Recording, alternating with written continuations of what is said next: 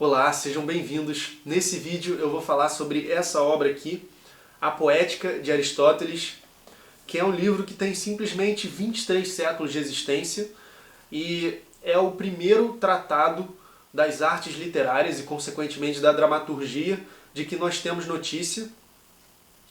O Aristóteles, durante boa parte dela, se debruça sobre a tragédia, que para ele era a mais elevada forma de arte literária, e nós vamos falar muito sobre a tragédia nesse vídeo.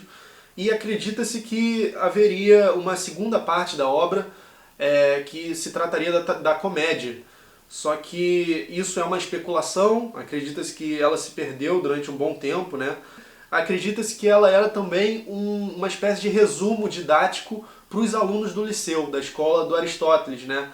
Que era mais pontos para o professor ensinar, assim, digamos assim, né? Meu objetivo com esse vídeo é introduzir essa obra, apresentar as principais ideias que são relevantes para nós hoje. Seja você roteirista, escritor, ou simplesmente um interessado em arte, em literatura, vamos nessa! Essa obra ela parte muito de uma definição fundamental do Aristóteles que configura toda a prática da arte, né? Que ele parte de uma ideia que diz respeito a uma característica inata do ser humano, que é a mímese.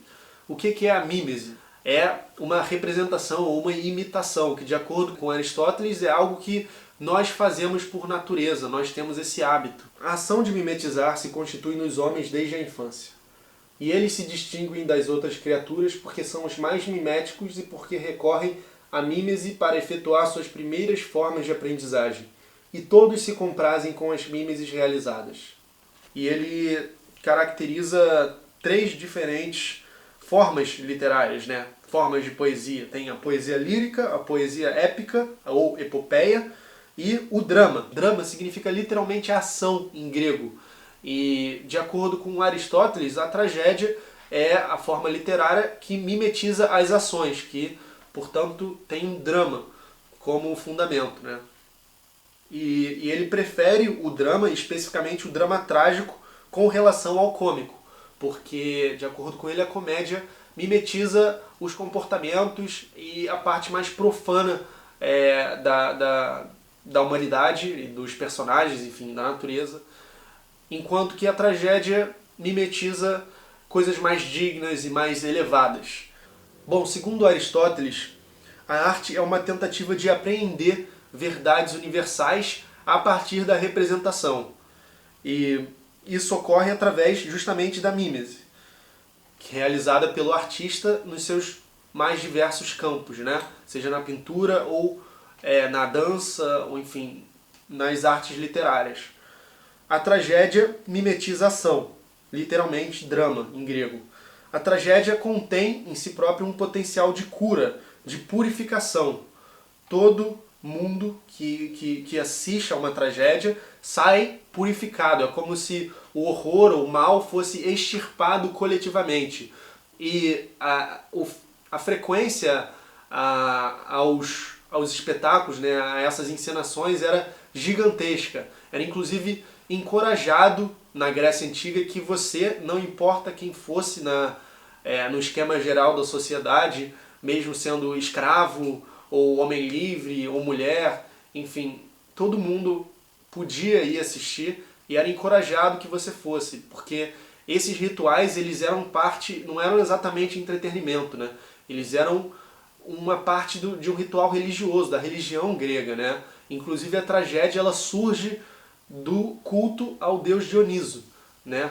A etimologia da palavra é uma mistura de trago, que significa bode, que era justamente um animal sacrificado, bode, cordeiro, que era sacrificado ao deus Dioniso, e oide, que significa canto em grego. Então é como se fosse o canto do bode ou algo assim, né? Então essa ideia do sacrifício ainda está presente, né? Essa ideia de todos entregarem algo, tirarem algo, expulsarem algo, né? Que seria essa extirpação das emoções que são suscitadas pela tragédia, que o Aristóteles assinala muito bem nessa obra. Eu já vou dizer quais são. Então, aproveitando, vamos para a definição da tragédia de acordo com Aristóteles. É, pois, a tragédia a mímese de uma ação de caráter elevado, completa e de certa extensão, em linguagem ornamentada, com cada uma das espécies de ornamento distintamente distribuídas em suas partes. Mímese que se efetua por meio de ações dramatizadas e não por meio de uma narração, e que, em função da compaixão e do pavor, realiza a catarse de tais emoções. Então, são essas as emoções que a tragédia suscita e coletivamente há essa extirpação, que é justamente o processo que a gente chama de catarse. Bom, como muitos sabem, Aristóteles foi discípulo de Platão, provavelmente o filósofo mais influente da cultura ocidental e famoso por criar o mundo das ideias, a noção do mundo das ideias, que, segundo Platão, corresponde ao mundo real, enquanto o nosso é uma mera representação, portanto, na terminologia de Aristóteles, uma mímese desse outro mundo. E nessa pequena obra aqui, Teatro Grego, Tragédia e Comédia, do Junito de Souza Brandão, um famoso especialista brasileiro no assunto, ele tem também volumes sobre mitologia grega, enfim, ele é um grande especialista nosso sobre todo esse período, e ele apresenta aqui uns comentários que eu acho muito relevantes a respeito da mímesis e a Aristóteles e Platão. A palavra mimesis, recebeu a Aristóteles de seu mestre Platão, rejeitando, porém, a dialética platônica da essência e da aparência. Para Platão, o poeta é um recriador inconsciente. Reproduz não somente reproduções existentes, porquanto a matriz original, criação divina e perfeita, bela e boa, fonte e razão dos exemplares existentes neste mundo, encontra-se na região do eidos, no mundo das ideias. Daí concluir Platão que a arte, a tragédia, sendo mímese, imitação, é técnica imperfeita. A arte, alimentando-se da imitação, vive nos domínios da aparência e afasta os espíritos do aletes, da verdade, sendo por isso intrinsecamente imoral. Aristóteles separa argutamente a arte da moral com a teoria da mímese e da catarse. A tragédia é a imitação de realidades dolorosas, porquanto sua matéria-prima é o mito, em sua forma bruta. Acontece, todavia, que essa mesma tragédia nos proporciona deleite, prazer, entusiasmo. Que tipo estranho de prazer pode ser esse? Um deleite motivado por realidades dolorosas? Mas tais obras adquirem seu perfil pela história relatada, um catálogo de cenas dolorosas que tem um desfecho, as mais das vezes, trágico, infeliz. A tragédia é, não raro, a passagem da boa à má fortuna. Eu acho que esse é um comentário muito interessante, porque além dele fazer alusão à divergência entre Aristóteles e Platão, dois gigantes da antiguidade clássica, né? Dois filósofos com influência desmedida assim, na nossa cultura, os mais influentes da nossa cultura, ele também apresenta aqui a principal característica do enredo de uma tragédia, né? Das tragédias em geral. Ele diz que é a passagem da boa para a má fortuna. E isso acontece com o herói trágico, né? Que ele também não pode ser uma pessoa muito boa, ela precisa ter acertos e erros, qualidades e defeitos para poder viver esse drama trágico, para vivenciar esse arco, essa passagem da boa para a má fortuna, né? Então, eu acho que já é o momento de mencionar 3 palavras muito chave para a compreensão desse processo de construção desses enredos, né? Amartia, moirá e hibris. A amartia é o erro que o herói comete. É algo que ele faz equivocadamente, que vai estar diretamente relacionado com o seu destino trágico. A moirá é o destino que ele precisa cumprir, né? É algo que os deuses jogam sobre ele, é como se fosse uma maldição, né? E que é causada em parte pela amartia, pelo erro que ele cometeu. É o destino, portanto, que ele sofre, do qual ele não consegue fugir. E hybris, como muitos conhecem, é um desejo de poder, é uma busca pelo excesso, né? É algo que é quando você vai além do seu potencial e acaba pagando o preço dessa desmedida, né? Desse excesso que você almejou para você mesmo.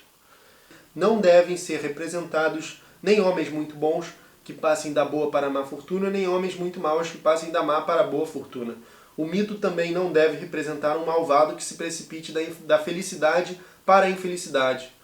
Resta então a situação intermediária, ou seja, aquela do homem que, sem se distinguir muito pela virtude e pela justiça, chega à adversidade não por causa de sua maldade, de seu vício, mas por ter cometido algum erro, a amartia. É necessário que, como um todo, a tragédia seja constituída de 6 partes: enredo, caracteres, elocução, pensamento, espetáculo e melopeia. O enredo é o princípio como que a alma da tragédia. Em segundo lugar estão os caracteres. De fato, algo semelhante se passa com a pintura, pois se um pintor aplicasse aleatoriamente as mais belas cores a uma superfície, o resultado não teria o mesmo encanto de uma imagem delineada em preto e branco. A tragédia é a mímese de uma ação, e sobretudo por causa da ação, a mímese de homens que agem. Aqui é possível fazer uma pequena relação com algo que é encorajado nos manuais, nos livros de roteiro de cinema, que é justamente focar na ação, né? E aqui o Aristóteles ele diz que a ação não vem depois do caráter. Na verdade, a ação precede o caráter. A ação é o que determina o caráter de um personagem. E nos roteiros, nos manuais de cinema, é frequentemente comum a gente ler recomendações de escreva o seu roteiro com os personagens agindo o máximo possível, não se baseando tanto no diálogo. Eu acho que é uma semente que está plantada aqui na poética, né? Eu acho isso muito interessante, né? E que diz respeito a todo o drama, não só ao cinematográfico, né? É claro que no teatro você pode se basear muito mais na fala, e a essência do teatro está muito mais perto da fala do ator do que da imagem, né? Como no cinema, que é algo estritamente visual, audiovisual no caso. É diferente no teatro, mas em ambos os meios é encorajado que você tenha uma atenção maior às ações do que às falas, enfim, e use as ações para marcar um comportamento, a atitude de um personagem que revela o seu caráter, e não vice-versa, né? O caráter não está lá antes. Ele é justamente determinado, ele só é possível ser percebido com as atitudes, através das ações. Na organização da tragédia em si, como você pode ver nessa imagem, tem uma presença de um grupo de pessoas que se chama coro, e um personagem específico que é o líder do coro, que se chama Corifeu, que vão estar representando na frente do público. E você vê que a arquibancada é circular, não é uma linha. Então é como se eles estivessem tentando aproximar o máximo possível os espectadores daquele ritual, né? Eles não são meros testemunhos do que está acontecendo ali, meros espectadores, eles são participantes ativos do ritual, porque eles também vão tomar parte na catarse. Em termos de duração, ela é dividida em 5 partes. O prólogo, que é a apresentação das circunstâncias da história, da narrativa, do que vai se dar, né? É uma introdução, né? O prólogo é uma palavra que a gente tem muita familiaridade, né? Com a qual a gente tem muita familiaridade. O párodo, que é a primeira participação do coro, é a primeira vez que o coro se apresenta e canta, né? Tem os episódios, que são quando o enredo se desenvolve, enfim, as reviravoltas, a trama. O êxodo, que é a parte final, é a saída. E o estásimo, que é a participação do coro ao longo da peça. Bom, existiram 3 grandes tragediógrafos. Você provavelmente já ouviu falar nos nomes deles, se não pelo menos em algumas de suas tragédias. São Ésquilo, Sófocles e Eurípides.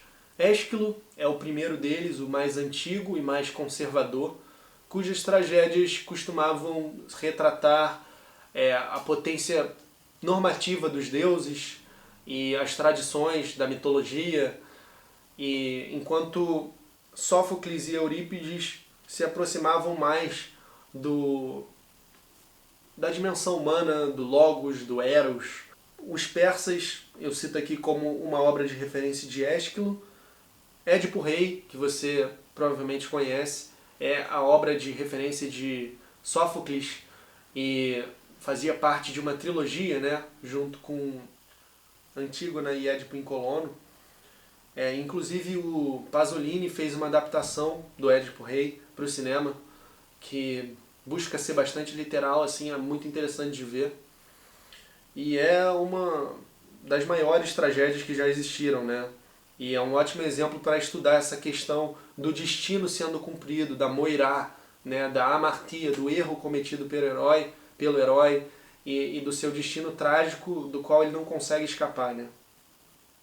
Eurípides, grande autor de Medéia, que é a obra que eu escolho como referência para esse vídeo, dava mais atenção ao logos, ao eros humano, tomando o lugar da moirá e da jurisdição, do poder dos deuses, né? Então, é um autor já muito influenciado pela transformação que a Grécia vinha sofrendo, né? Não à toa é o mais tardio dos três, e o Nietzsche, inclusive, ele tem um olhar bastante crítico para a obra de Eurípides, e se você se interessar por esse assunto, você pode conferir o meu vídeo do Nascimento da Tragédia, que foi o primeiro livro do Nietzsche, que ele se debruçou bastante sobre esse período e sobre, enfim, uma concepção de mundo, da filosofia, ainda na dimensão essência e aparência platônica, mas já com um viés bastante crítico, enfim, vale a pena você conferir.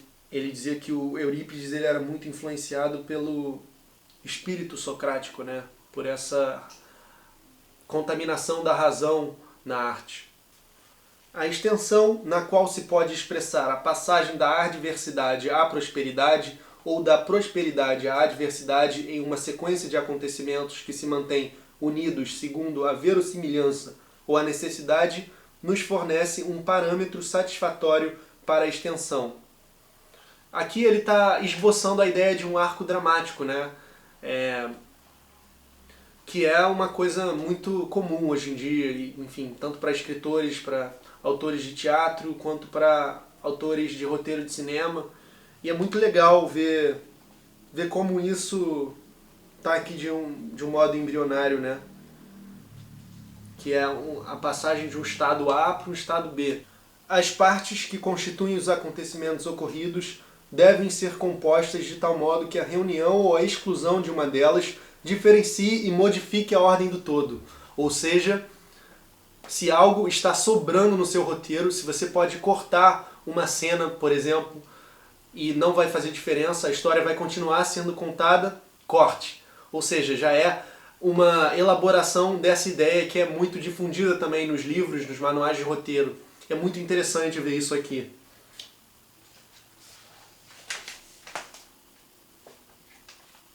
Agora vamos a, talvez, a frase mais emblemática do livro, que ele defende a dimensão, a amplitude filosófica da arte literária, da poesia. Eis porque a poesia é mais filosófica e mais nobre do que a história. A poesia se refere, de preferência, ao universal, a história ao particular. Então, enquanto o historiador Heródoto se refere aos eventos que ocorreram, o poeta se refere aos eventos que poderiam ter ocorrido, que podem ocorrer. Então, imediatamente dá para entender como que ele enxerga nisso, nessa diferença fundamental, uma amplitude mais filosófica e, portanto, mais elevada, de acordo com o Aristóteles, no poeta, né? Na arte literária, em vez do texto do historiador. Bom, segundo Aristóteles, os enredos mais belos suscitam pavor e compaixão, ou então terror e piedade, como a gente já viu. Não importa como seja a tradução, é a mesma ideia que está sendo expressada aqui. E essas emoções elas se realizam na tragédia contra as nossas expectativas, né? Então, também já é uma percepção do Aristóteles de que algo previsível não é tão bom enquanto drama, né? Quanto mais imprevisível e ainda verossímil dentro do universo da sua história, melhor. E aí ele vai falar de dois outros elementos importantes para a tragédia, que são a reviravolta e o reconhecimento. E depois ele ainda vai falar de um terceiro, que é a comoção emocional. Há muita diferença em dizer que tal acontecimento ocorre por causa de outro ou meramente depois de outros. Os enredos ruins costumam ser episódicos e parecem que cada episódio não tem relação com o que o precedeu e o sucedeu, né? Que estão lá meio que aleatoriamente, né? Não tem uma relação causal com o todo, né? Uma ligação, uma coesão inerente à obra, né? Reviravolta, conforme dissemos, é a modificação que determina a inversão das ações. E esta deve se dar, retomando nossa fórmula, segundo o verossímil ou o necessário, como ocorre no Édipo. O mensageiro chega pensando que vai reconfortar Édipo e libertá-lo do pavor que sente em face de sua mãe, mas, à medida que revela quem de fato era Édipo, produz justamente o inverso, contra nossas expectativas, né? Bom drama.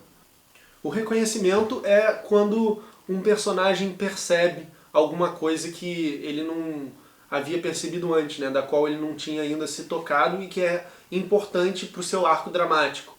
Você provavelmente já deve ter pensado em vários exemplos de reconhecimento do cinema, né? Para citar o filme Incêndios, do Denis Villeneuve, que é um filme bastante embasado nas tragédias e tal. Você tem a questão do calcanhar, né? Da pessoa que foi reconhecida por uma marca no calcanhar. Isso tá também no Édipo, enfim. Tem a questão do calcanhar de Aquiles. É preciso compor o enredo de tal modo que, mesmo sem o assistir, aquele que escuta o desenrolar dos acontecimentos efetuados possa ser tomado pelo pavor e pelo compadecimento, como ocorrerá com todo aquele que for afetado pela escuta do mito de Édipo. De acordo com Aristóteles, mesmo tanto encenados quanto meramente recitados ou falados ou contados, os bons mitos, né, as boas histórias, elas vão causar essas emoções no seu ouvinte ou no seu espectador. E a comoção emocional ela acontece justamente quando esse objetivo é atingido, né? Seria então, portanto, o terceiro elemento do enredo, junto com a reviravolta e o reconhecimento. Para Aristóteles, a característica do melhor enredo seria justamente poder suscitar esse efeito, mesmo quando não se pode contar com todos os recursos da encenação propriamente dita. O desenlace do enredo deve surgir do próprio enredo e não da intervenção do Deus ex machina. Você provavelmente já conhece essa expressão, muito popular na nossa cultura, quando a gente quer criticar um filme, quando algo acontece no terceiro ato, no final do filme, quando o personagem principal é salvo, como que por um milagre, por um ajudante misterioso, e torna todo o drama, tudo que havia sendo construído, em ridículo, né? Patético. Tal artifício ao Deus ex machina, pelo contrário, só deve ser utilizado nos acontecimentos exteriores ao drama, seja naqueles que ocorrem precedentemente e aos quais é vedado ao homem conhecer, seja naqueles que ocorrem posteriormente e que precisam ser preditos ou prenunciados, pois creditamos aos deuses o dom de ver todas as coisas. Nada deve haver de irracional nos acontecimentos dramáticos, e se não for assim, que ocorra fora do contexto da tragédia, como no Édipo de Sófocles. Bom, falando sobre o desenlace da tragédia, o Aristóteles ele também traz um outro conceito que é o enlace, né? São dois conceitos complementares que ele define da seguinte forma. O enlace é o desenvolvimento que se estende desde o início até aquela parte extrema em que ocorre a modificação da ação para a prosperidade ou para a adversidade. É a maior parte do drama, né? O desenlace é o desenvolvimento que se estende do início da modificação até o fim. É a resolução do drama. E ele também comenta a diferença entre a tragédia e a epopeia, a poesia épica, como a Ilíada ou a Odisseia, né, os trabalhos de Homero e Hesíodo, com relação à extensão, né, à duração. E, de acordo com Aristóteles, a tragédia ela tem que ser mais curta, mais concisa e mais marcadamente episódica, né? Você tem que ter pequenos episódios que vão compor um drama, né? Esse arco, essa passagem, essa metabolé do herói trágico. Da boa para má fortuna ou da má para boa fortuna. Em geral, trágico é a passagem da boa para má fortuna. E Enquanto isso, na epopeia você pode ter uma narrativa mais longa, com narração, e que para o seu meio isso não é um problema, porque você pode ter cenas que podem ser mais descritivas, né? Você pode ter momentos mais descritivos, momentos que, se encenados, né? Portanto não cenas, mas partes da obra, enfim, episódios que, se encenados, ficariam talvez ridículos ou inverossímeis ou desnecessários. Por exemplo, alguém vigiando outra pessoa, né, fazendo de guarda. Enfim, essas passagens que não tem muita ação, elas combinam mais com a epopeia, porque elas podem ser compensadas pelo talento literário, enfim, pela descrição do poeta. Nos dramas, os episódios devem ser concisos, enquanto na epopeia são eles, os episódios, que fornecem a grande extensão. Quanto à mímese narrativa em verso, é evidente que se devem compor os enredos como nas tragédias, dramaticamente e em torno de uma ação, una, tendo começo, meio e fim, como as epopeias que são constituídas de forma semelhante à tragédia costumam ser melhores, né? E elogia muito o Homero por essa capacidade seletiva de pegar um evento geral e contar uma boa história com uma trama particular, né? Com causalidade, princípio, meio e fim, e que não precisa falar de todo aquele evento que está como pano de fundo para ela. Bom, para concluir essa aula, eu queria falar aqui sobre uma das passagens que eu achei mais interessantes e que também são muito úteis para nós, roteiristas, escritores, até mesmo hoje em dia, né? Porque a poética, a arte de compor histórias, a arte literária, ela não mudou com relação a isso, com relação a muitos aspectos, embora tenha ganhado outras formas e outros meios de expressão. Deve-se escolher de preferência um impossível que é verossímil ao possível não persuasivo. Não se devem compor os argumentos com partes irracionais. Acima de tudo, não deve haver nada de irracional. Se não for esse o caso, ele deve estar fora da intriga dramática, como no caso de Édipo, que não sabe como Laio morreu. No caso, ele matou Laio, mas não sabia. Mas durante esse tempo todo que ele foi rei de Tebas, ele não se questionou, não buscou saber como que o Laio morreu, né? Não investigou a fundo a coincidência dele ter morrido no mesmo tempo em que ele foi para a cidade, né? No mesmo período, morto por um ladrão no meio da rua, né? Quem seria ele, né? Que matou uma pessoa com roupa de rei sendo carregada no meio da estrada, enfim, seria muito conveniente, né? Ele perceberia, seria difícil ele não desconfiar, né? Por isso que isso é mantido fora da trama. Se o irracional for introduzido e se parecer razoável, será possível admitir mesmo o absurdo, pois os acontecimentos irracionais sobre o desembarque de Ulisses na Odisseia não seriam toleráveis e saltariam aos olhos se tivessem sido compostos por um mau poeta. Se você mostrar algo que é improvável, mas coerente, né? Improvável, mas verossímil, é sempre melhor do que você mostrar algo que é provável, mas não persuasivo, né? E isso é muito relevante para roteiro. É muito fácil você escrever uma cena de um jeito previsível, né? A gente está cansado de assistir filmes, isso muito na televisão também, nas telenovelas brasileiras, enfim, no audiovisual, nas séries, previsíveis, com tramas previsíveis, em que o público consegue prever antes o que vai acontecer. Sempre que você traz algo que, mesmo sendo um pouco absurdo, faça sentido, tenha verossimilhança com aquele contexto, com o universo da sua obra, vai ser sempre melhor do que você trazer algo que já é, de certa forma, esperado, mas que não persuade tanto, né? Com relação à poesia, é preferível o impossível que persuade ao possível que não persuade. Eu acho que é isso. Essa foi a minha exposição da Poética de Aristóteles, que é uma obra que eu recomendo a todo mundo desse meio de escrita literária, de escrita de roteiro, enfim, dramaturgia, poesia, o que quer que seja. É uma obra que contém essas verdades atemporais que a gente pode ver manifestadas tanto aqui quanto em manuais de roteiro, em filmes, em peças. Apesar de todas as 1 milhão de notas de rodapé e comentários especulativos das partes que estão faltando da obra, é um grande prazer poder conhecer um pouco mais daquela cultura da origem, da gênese da arte literária, articulada por um dos maiores filósofos da nossa cultura, né? Então é isso, muito obrigado, espero que você tenha gostado, comente, compartilhe suas impressões, compartilhe com pessoas que possam se interessar, inscreva-se no canal para mais vídeos de cinema, filosofia e cultura, e até a próxima!